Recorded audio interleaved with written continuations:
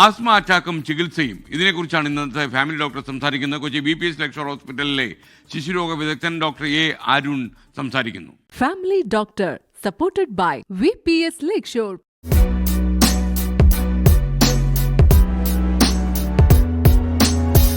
Asthma attack രണ്ട് മൂന്ന് രീതികളിൽ വരാം. ഒന്ന്, ഒരു മൈൽഡ് അറ്റാക്ക് വരാം, ഒരു ചുമയോ ചെറിയൊരു ശ്വാസമുട്ട് പോലെ വരും. നമ്മൾ വീട്ടിൽ വെച്ച് തന്നെ അത് നെബുലൈസേഷനോ അല്ലെങ്കിൽ ഇൻഹേലർ കുറയ്ക്കാനുള്ള മരുന്നുകൾ ഇൻഹേലേഴ്സ് യൂസ് ചെയ്താൽ ഒരു 2-3 ദിവസം നമ്മൾ യൂസ് ചെയ്യുമ്പോൾ അതങ്ങ് കുറയും. രണ്ടാമത്തത് കുറച്ചുകൂടെ സിവിയറായിട്ട് വരും. നമുക്ക് വീട്ടിൽ വെച്ച് നെബുലൈസ് ചെയ്യാൻ ബുദ്ധിമുട്ടായിരിക്കും. അപ്പോൾ നമ്മളൊരു ഓക്സിജൻ വെച്ചുള്ള മെഷീൻ വെച്ചിട്ടാണ് നമ്മൾ നെബുലൈസേഷൻ കൊടുക്കുന്നത്. ഹോസ്പിറ്റലിൽ വന്ന് ചെയ്യുന്നതായിരിക്കും സേഫ്. കുറച്ചുകൂടെ സിവിയർ ഫോം എന്ന് പറയുന്നത് വെച്ചാൽ ഓക്സിജൻ സാച്ചുറേഷൻ കുറഞ്ഞു പോകുന്ന രീതിയിൽ. ഓക്സിജൻ്റെ സാച്ചുറേഷൻ നമ്മളൊരു 98-99 വേണ്ടത് 92ൻ്റെ താഴെ പോവുക, അതിനോട് ശ്വാസം വലിച്ച്. അപ്പോൾ അങ്ങനെ വരുമ്പോൾ ഉള്ള പ്രോബ്ലം എന്ന് വെച്ചാൽ ആ കുട്ടി ശ്വാസം എടുക്കുന്നത് ഭയങ്കര എഫേർട്ട് ഇട്ടിട്ടായിരിക്കും ശ്വാസം എടുക്കുന്നത്. അപ്പോൾ അങ്ങനെ അത്രയും എഫേർട്ട് ഇട്ടിട്ടാണ് ആ കുട്ടിയുടെ ഓക്സിജൻ ആ കുട്ടി മെയിൻറ്റെയിൻ ചെയ്യുന്നത്.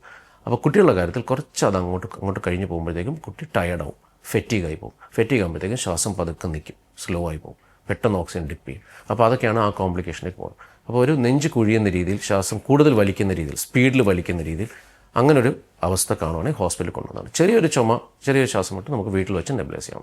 ആസ്മ ശ്വാസം മുട്ടിന് നമ്മൾ ഏറ്റവും കോമൺ ആയിട്ട് ഉപയോഗിക്കുന്നത് ഇൻഹേലേഴ്സാണ്. ഏറ്റവും സേഫായിട്ട് നമുക്ക് ഉപയോഗിക്കാവുന്ന മരുന്ന് ഇൻഹേലേഴ്സാണ്. ആൾക്കാർക്കുള്ള പേടി എന്താണെന്ന് വെച്ചാൽ, ഒന്ന് സ്റ്റിറോയിഡാണ്.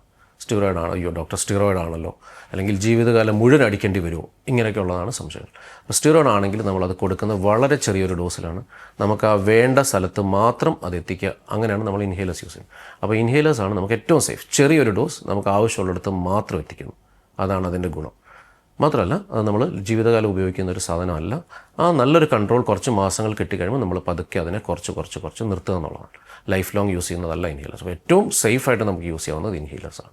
Family doctor supported by VPS ലക്ഷർ.